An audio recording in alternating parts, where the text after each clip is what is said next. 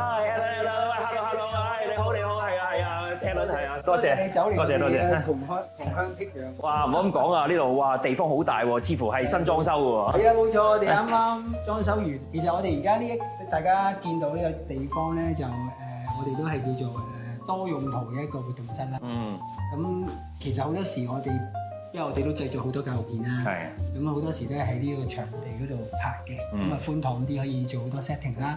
咁其實除此之外咧，我哋搞好多活動啊，以至到一啲講座啊，邀請你哋嚟講書啊，咁其實都可以喺呢一個空間嗰度進行。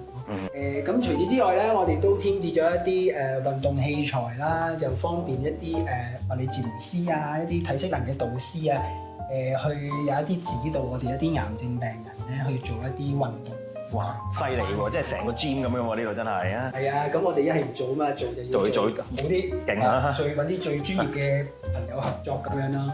同埋嗰邊咧就其中我哋覺得係一個即係 icon 嘅地方，就係我哋個廚房啦。點解要整到咁豪華啦嚇？即係其中一個原因就係咧，我哋都會邀請一啲營養師去定期喺度咧開一啲班組咧。就設計一啲菜式俾一啲癌症病人啊，介紹下俾佢哋聽有啲咩嘅對佢哋好啊，咁啊亦都可以透過去烹飪嘅過程當中咧得到好多歡愉。哇！我覺得呢個設計好溫馨啊，我覺得有一種好似屋企嗰種感覺啊，係啊，個設計係啊，都希望帶到俾啲參加者呢個感覺啦。咁所以呢樣嘢其實都幾開心嘅，都有幾多人嚟過我哋個 centre 之後都覺得一啲都唔似係嚟咗一個社福單位啦，似係翻屋企嘅感覺。冇錯啊，係啊，好溫馨啊，真係。係啊。OK，事不宜遲啦 ，Alan，我哋埋去傾下偈啦。好啊。大家好啊，我係吳劍邦醫生。咁今日咧，我非常之高興啊，請到一位重量級嘅人物接受我訪問喎。咁呢位咧就係吳偉倫先生 Alan 啦。咁咧就係癌症資訊網嘅創辦人啦，同埋呢度嘅老闆嚟嘅。係，Candy你好。大家好。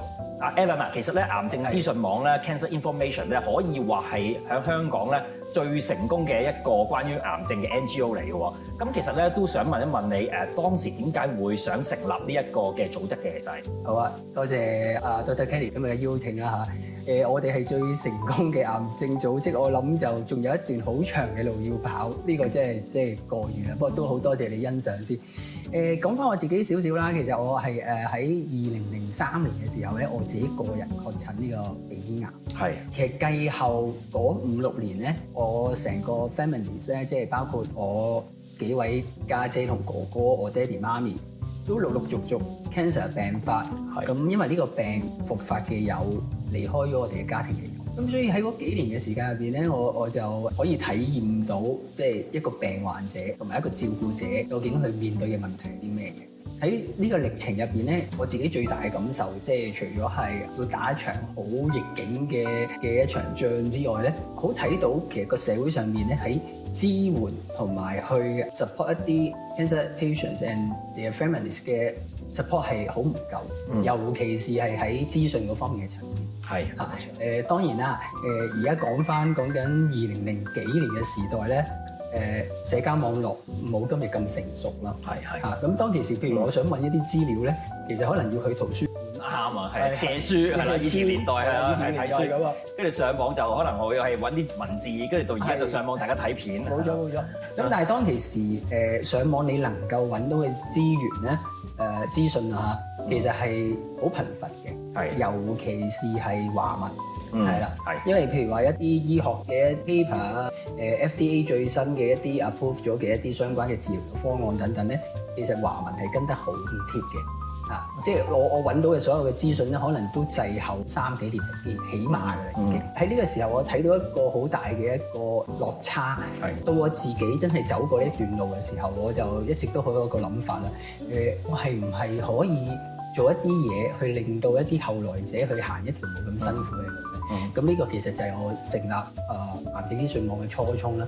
而當中亦都有一個好重要嘅一個動力，令到佢做呢件事嘅。其實就係我其中一位家族成員，我大家姐咧，我同佢嘅感情好好噶。佢就係好不幸嗰個要面對一個癌症復發挑戰嘅一個病人。咁但係喺佢復發之後咧，佢個心路歷程嘅演化咧，就係佢覺得西醫幫唔到佢。係。咁所以佢喺嗰陣時，佢有個諗法就係因為咁，所以佢先復發啦。咁所以佢就去嘗試咗好多統稱嘅嗰啲另類療法。係。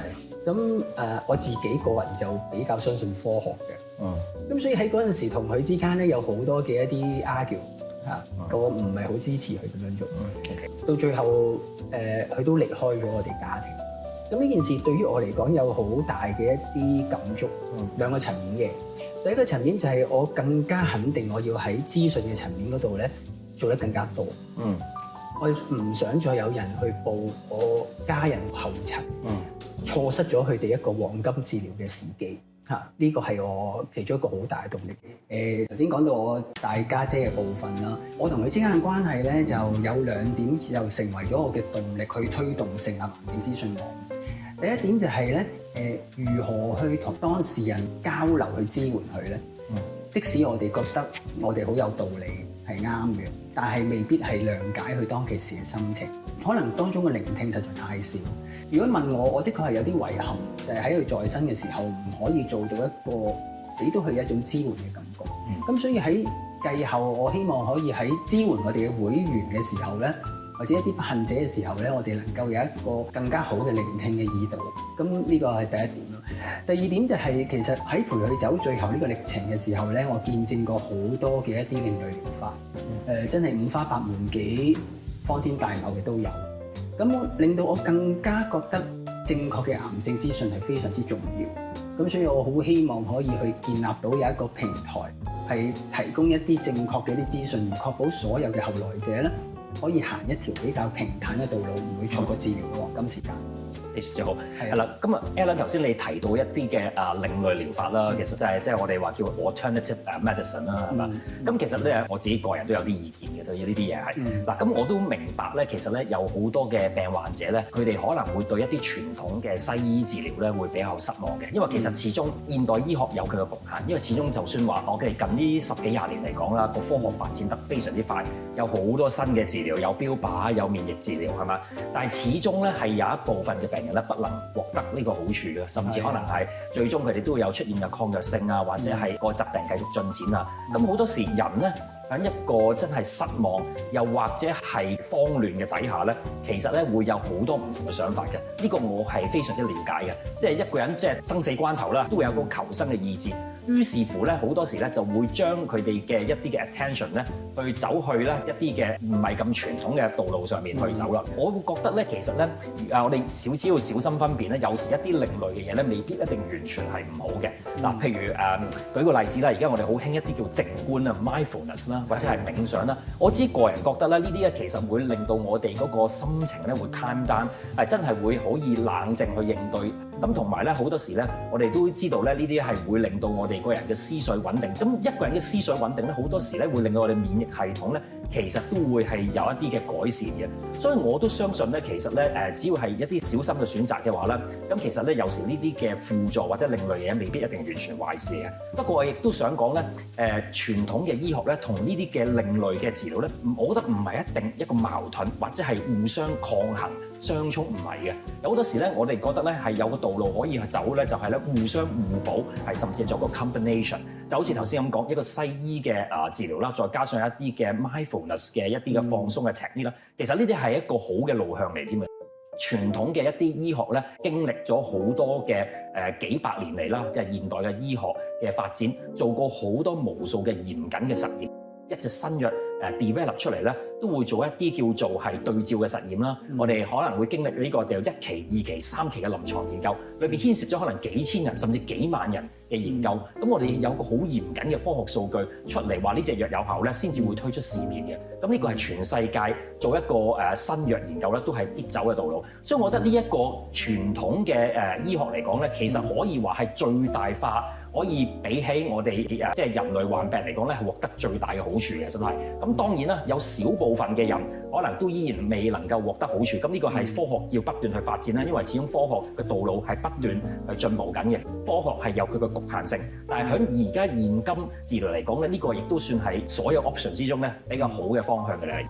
我哋要小心嘅一啲嘅選擇啦。如果你話好古靈精怪嘅，嗰啲就真係要好小心去分辨啦。完全同意啊 Kenny 你所講嘅所有。所以其實我哋而家除咗係即係網上啲資訊之外咧，其實喺我哋自己推動嘅一啲實體嘅活動入邊咧，都會有一啲唔同嘅一啲元素，譬如 yoga 啦，或者係森林浴啊，近年都比較興嘅，我哋都會有相關嘅導師咧去帶領我哋一啲會員去參與嘅。即係不過純粹分享下，其實我哋機構以至病人嗰個判斷嗰個難度係在於咩咧？傳統嘅醫學啊，或者西醫嚟講咧，我哋容易啲去判斷嘅原因就係佢有一個好成熟嘅體系。係冇錯。我譬如揾個醫生，我要求證佢係唔係合資格嘅比較容易㗎，因為佢都要喺香港要經過本地註冊，考好多試。我哋好容易有啲客觀嘅標準去量度佢係咪一個認可嘅個醫生。咁所有嘅傳統醫學都要係一啲實證去證明㗎嘛。咁呢啲其實以今日社交網絡咁成熟咧，只要佢肯做少少功課咧，唔難揾到相關嘅 paper 去 approve 嘅。但係咧 other treatment 嘅難度就係咧，我都相信有好多係有心人嘅，但係咧透過呢一種媒介去可能去做一啲求個人嘅利益啊、行騙嘅一啲行為啊，而唔理會嗰個當事人去面對嗰個困難啊，帶佢行一啲冤枉路嘅例子都係不少。咁所以可能大家去選擇一啲 other treatments 嘅時候咧，可能真係要做多少少功課啊，盡量喺多啲嘅客觀嘅數據去判斷。Alan 啊，咁你成立 Cancer Information 成10幾年啦，其實都係，咁我都知道中間都幫咗好多同路人嘅。咁你自己會覺得即係過程途中咧有啲乜嘢嘅 challenge 咧，你係需要面對嘅係？其實起始嘅時候咧，我一個人做就純粹係好似一個 YouTuber 咁樣咧，就冇乜壓力嘅。但係一路做上去，開始多人關注嘅時候咧，我覺得對我哋最大嘅挑戰就係如何去建立癌症資訊網嗰個公信力。因為淨係純粹靠我自己去做一個去搜集資料咁樣咧，其實我自己本身亦都唔係一個有 medical 訓練嘅人啦，我只不過一個過來人。咁所以嗰個參考性唔高。咁所以如何去提升最好嘅方法就係可以邀請到多啲 professional 參與咯。咁所以跟住我就厚住面皮去敲門啦，去問翻當其時我認識嘅腫瘤科嘅醫生啦、外科醫生等等啦，去介紹下我成個諗法。咁但係都好感恩嘅 Kenny 亦都係其中一個好支持我哋嘅顧問啦。而家其實我哋個網站提供嘅所有嘅一啲資訊，無論係文字啊、短片啊等等咧，其實全部嘅資訊來源咧都係放我哋呢一班顧問醫生。Alan 啊，咁其實癌症資訊網咧有啲乜嘢實質嘅活動咧可以幫到我哋嘅同路人嘅？其實我哋有好多元嘅實體服務嘅，其中有一個好受歡迎嘅咧就係叫做 ECR 醫事問。咁呢個服務咧，其實要好多謝我哋一班顧問醫生咧，包括Kenny 你啦，咁嚟參與以一個義工嘅性質，就對病人咧提供一個咧我哋叫做第二嘅醫療意見。佢哋係一啲公立醫院比較中下階層嘅病人，佢哋自己係個經濟嗰方面都未必負擔得起咧去睇私家去攞呢個醫療意見嘅。咁但係其實本地公立醫院嘅醫療其實非常之好，不過佢哋面對嘅問題咧就係嗰個工作量好繁重。咁所以其實啲病友好多咧，其實對自己嘅情況都係一頭霧水。咁所以如果有一個咁樣嘅計劃，可以令到佢哋有比較多嘅時間見一位顧問醫生，然後聽佢哋講下自己嘅病情如何，跟住對於佢哋決定之後嗰個治療會有好大嘅幫助。其實呢樣非常之好啊，因為咧，我發現咧，腫瘤科咧可以話係咁多個醫學嘅專科裏邊嚟講咧，病人需要嘅資訊量咧係最多嘅。由佢哋到底患咩病啦、第幾期啦、個 treatment 嗰個治療個路向係點樣樣咧，有咩 side effect 要面對啦，到可能日常生活咧，佢哋可能都會有一啲嘅要去改善嘅，譬如可能佢哋嘅飲食啦，或者係佢哋個生活環境啦，其實呢啲嘢咧都係好多病人咧都想問嘅。咁所以我哋都喺公立醫院咧，其實咧個時間可能真係唔係好夠。咁而你呢個 service 咧，正好咧就係填補咗好多病人需要嘅一個空白喺度。Alan 啊，咁癌症資訊網咧，將來咧會有啲乜嘢嘢發展，可以令到我哋更多同路人受惠嘅？其實癌症資訊網咧有一個好清晰嘅目標，就係如何去可以接觸到多啲病人去提供一個服務啦。而其中一樣嘢喺我哋一路嘅發展旅程，我哋發現咧，有好多病人咧，其實都好收埋自己，佢未必肯即係公開呢件事或者參與唔同嘅活動。咁所以如何去接觸呢班比較隱藏嘅病人，係我哋其中一個好主力去諗會做嘅事咯。其中一樣嘢咧就係、其實喺我哋嘅網站入邊咧有一個功能咧叫做疑難排解嘅，就係特別咧係俾班病友咧可能就住自身嘅問題咧可以保護自己嘅情況下咧去查詢去問。咁亦都好多謝我哋嘅一班顧問醫生團隊啦，佢哋咧亦都樂意抽時間。如果個問題係能夠喺字面上可以回應嘅話咧，佢哋都會盡量解答嘅。咁所以咧，呢一個功能咧，其實可以其中一個好惠及到呢一班比較隱藏嘅病人嘅需要咯。我哋好希望嚟緊咧，可以喺呢一個層面咧，再做多啲功夫。咁呢一個功能咧，係咪可以喺癌症資訊網個網頁裏邊咧，好容易 search 到嘅？冇錯冇錯，其實一入嚟我哋嘅主頁嗰度咧，會有一個好明顯嘅 icon 咧，就係呢一個疑難排解咁樣。click 落去就係啦。click 入去就係。OK，咁大家記住得閒咧，就要上多啲癌症資訊網頁去睇睇啦。好啊。好啦，我哋嘅訪問去到呢度啦，咁啊再一次多謝 Alan 嚟接受我嘅訪問啦。咁啊呢集到呢度為止，好啦，咁啊多謝大家，拜拜。拜拜。